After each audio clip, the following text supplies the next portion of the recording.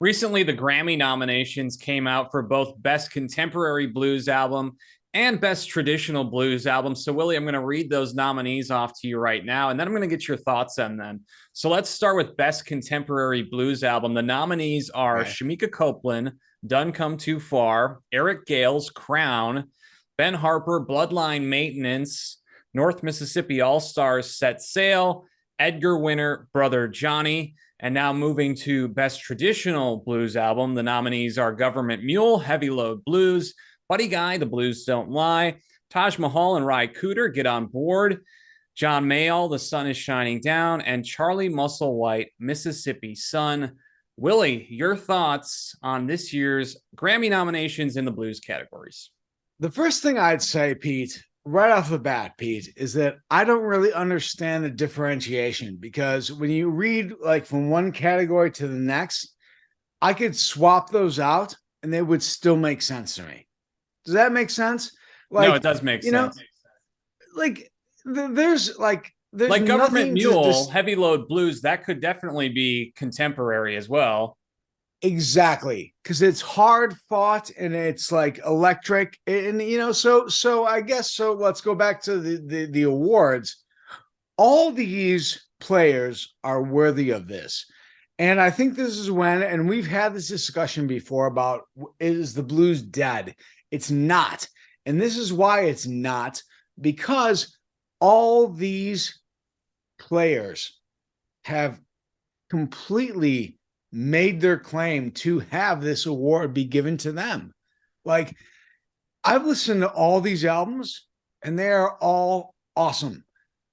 I personally am a Government Mule fan because that's just who I am. I love Fish. I love Mule. I love all this stuff. But you know what, Pete? Any one of these bands could take this, and I'm confused. Like, where does the Grammys like segregate these two columns? It doesn't make sense to me, Pete. What do you think? I think that like any one of these bands could win. They're all great albums. Yeah, when I look at this list, Willie, nothing on there really surprises me too much.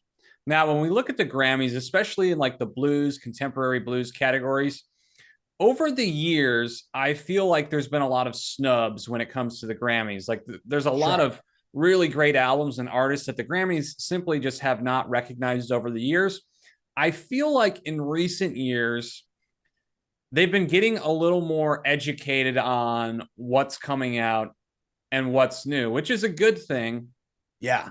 However, when I'm looking at it this year, so take Best Traditional Blues Album. These are all great artists, obviously. However, when you take a look at that list, Willie, there is no one under the age of 50 that's nominated. Okay, that's okay. So, okay, I didn't think of that. So, That I is a mean, think about it that problem. way. Like, there's a lot of artists under the age of 50 that are producing pretty good blues music right now, Yeah. but they're not really getting recognized for it. Well, one of my favorites, and I think he's a bit of a goofball, and I mean that in the best of terms, but Eddie Ninevolt. Like, Yeah. I love that guy. I love the younger blues come-uppins. So, like, I hear what you're saying. Pete, this goes back more to what we've said a million times before, is that like we don't necessarily think that the Grammys are the best purveyors of what's good in music. No, Now, all definitely. the people who are nominated, they certainly are. They're great. But like to sit there and say that the Grammys are the ones who are saying like who's good and who's not is not. And I think what you said, Pete, about like no one under 50, that's a very salient point, right? Yeah, I mean, there's clearly artists under the age of 50 that are producing music right now. I mean, one of the other interesting things about the Grammys too is there is some bleed over from year to year with the nominees. So, like for Sure. instance, right now, Blues Rock Review, we've got voting open for the top 20 albums of 2022. Okay, that's just albums that were released this year in 2022. The Grammys are not by year. So No. you do have some rollover.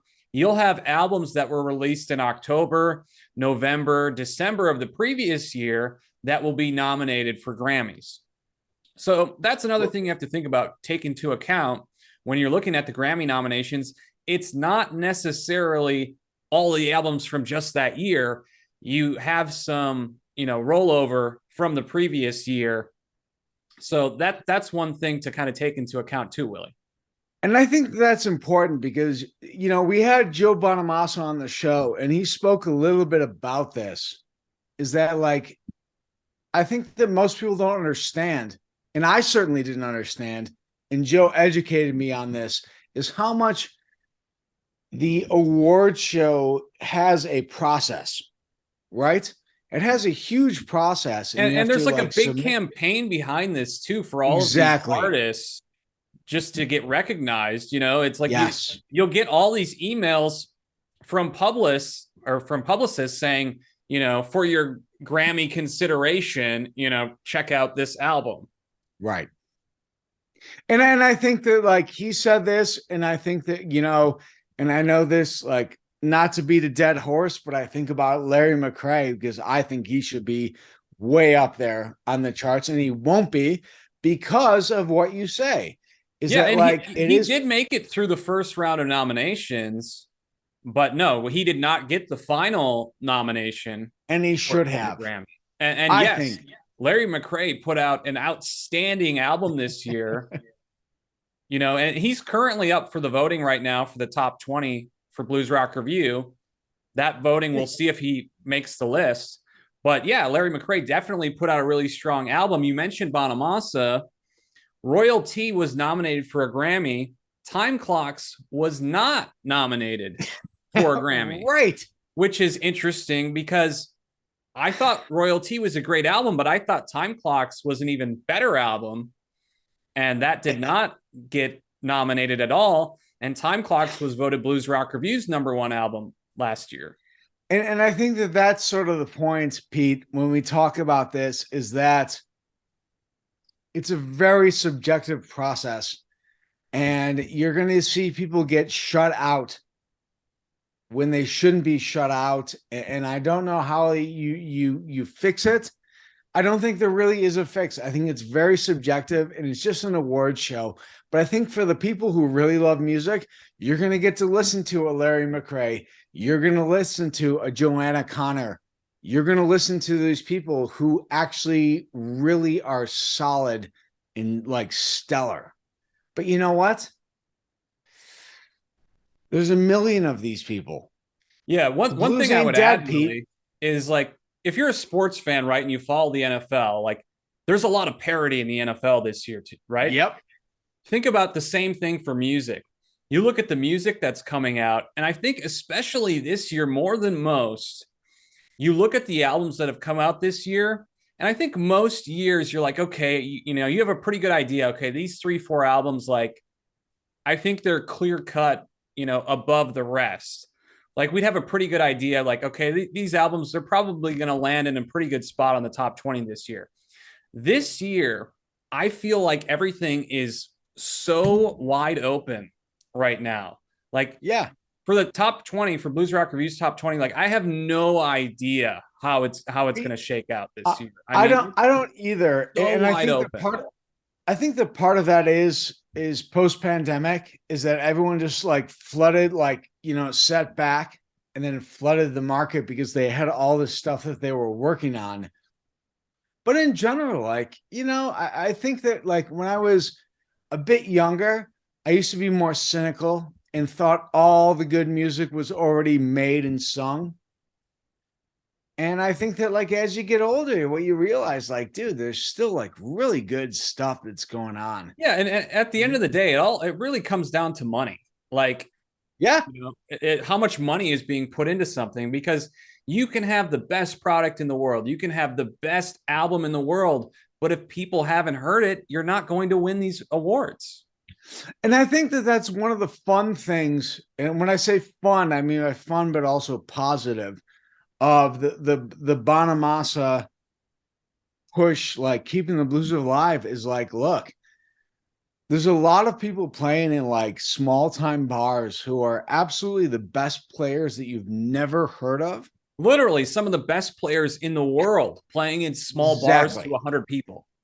And so I think that like what he does, and I think that now he's got Gales in the mix and he's got some guys with him that, you know what, I think that they might have a chance of changing this. And you know, for all the stuff, Pete, that you and I rip on the internet, maybe this is the good spot. Is that, you know what? Find these people, bring them in, and then send them out to people across the world, because these are some great players. So, you know what, Pete, to answer your question, cop out completely. I don't really know who's going to win, but I'll tell you what, the Blues ain't dead.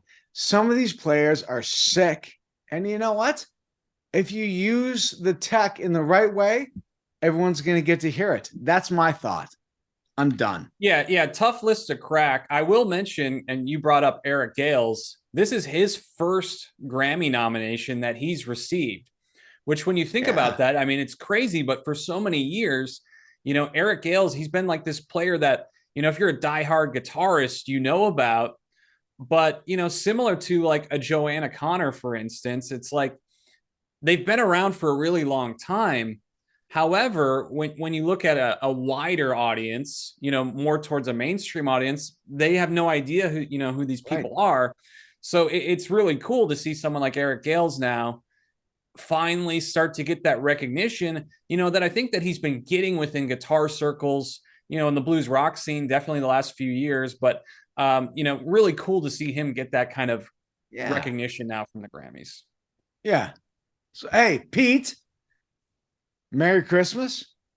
Yeah. Merry Christmas, Willie. And what do you guys all think about the Grammy nominations? Let us know down in the comments below. Give us your prediction for this year's Grammys, as well as how about let us know what you think is the best album of 2022. Let us know down in the comments below.